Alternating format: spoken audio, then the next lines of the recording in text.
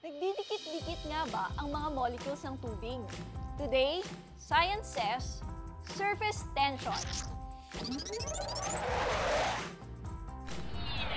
Meron ako ditong nakalutang na paperclip.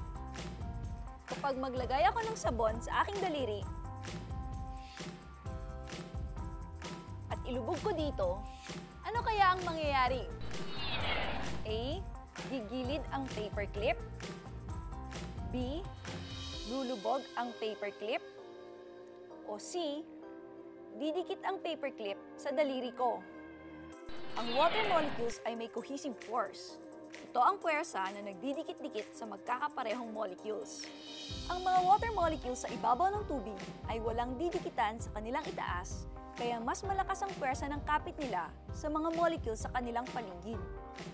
Dahil dito, nakakabuo sila ng manipis na layer na siyang bumubuhat sa paperclip. Ang tawag dito ay surface tension.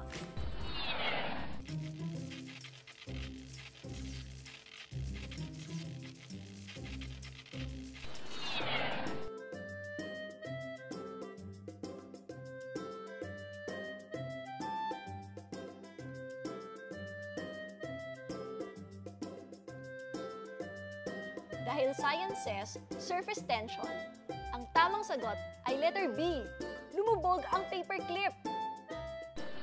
Ang molecules ng sabon ay nag-bond sa mga water molecules, kaya nabawasan ang higpit ng kapit nila sa isa't isa.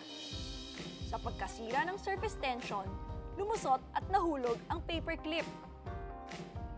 Ang sabon ay nakakasira ng surface tension, kaya naman mabisa itong panlinis. Pansinin na sa paghuhugas ng plato, gumagamit tayo ng sabon para matanggal ang sebo.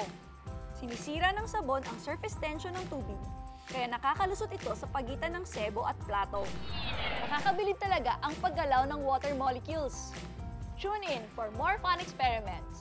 I'm Reyna, your resident scientist, and together, we learn about the sciences dito lang sa Science Says.